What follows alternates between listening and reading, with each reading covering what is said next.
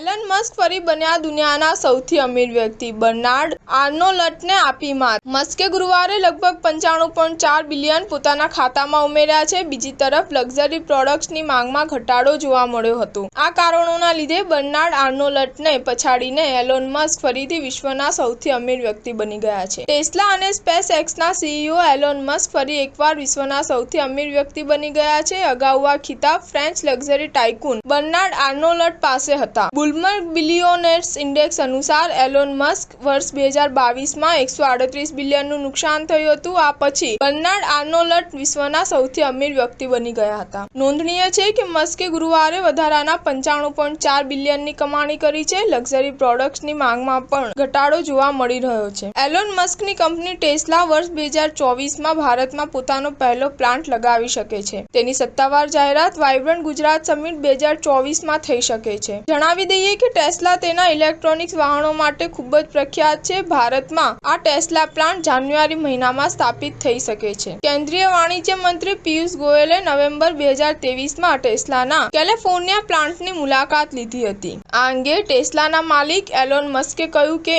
આ તેમના માટે સન્માનની વાત છે.